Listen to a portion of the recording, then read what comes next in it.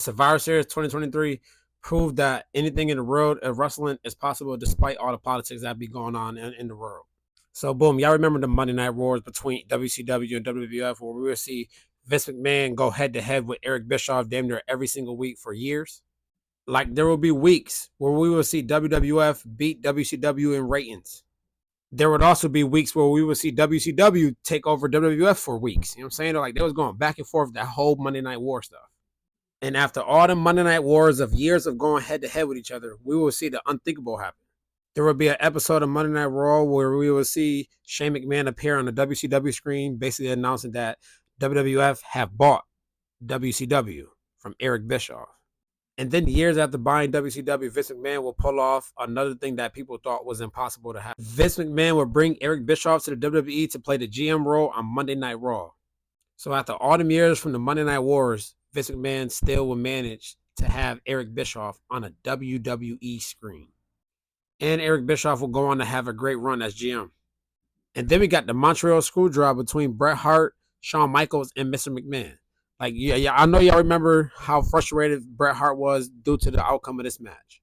After this, we would go on to see Bret Hart go to WCW and wrestle over there for a little bit until he retired.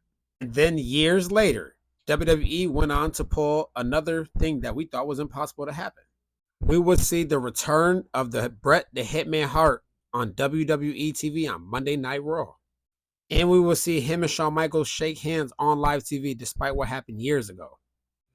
And Vince McMahon and Bret Hart will go on to have a WrestleMania match using the Bret stuff from when the Montreal Screwjob happened. So they used that storyline and made another storyline years later.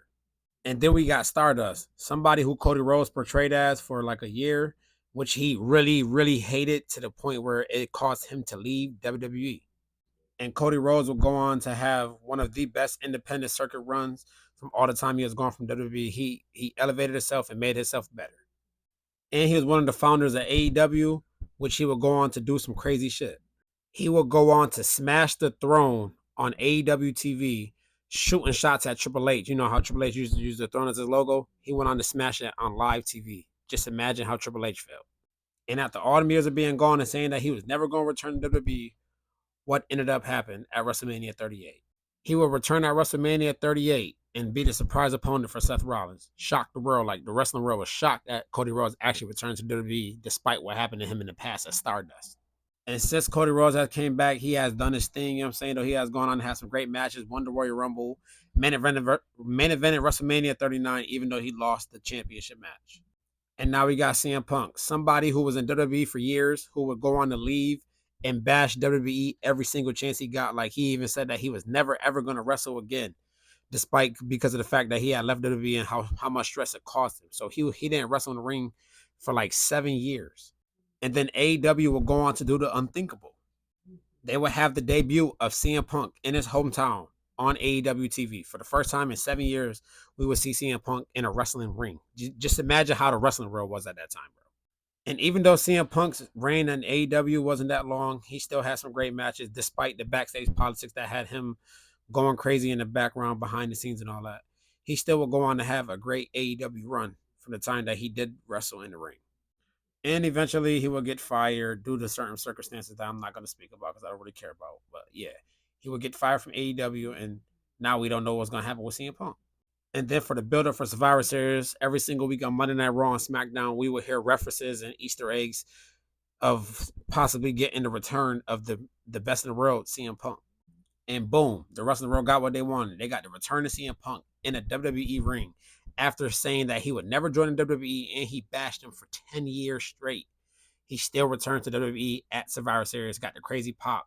And WWE swerved everybody by having everybody think that the show was about to end. And then CM Punk music hit, and then he came out. And the crowd pop that CM Punk got was one of the best crowd pops for anybody to return to WWE.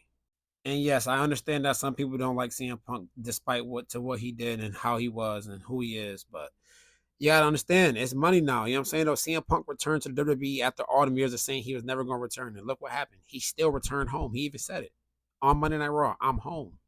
So yeah, having CM Punk back in WWE was the craziest shit ever in 2023.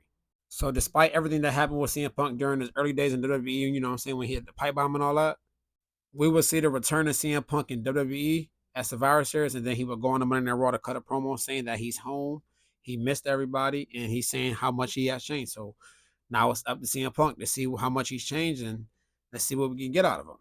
So anything in the wrestling world is possible. There's nothing impossible at all. But best believe me.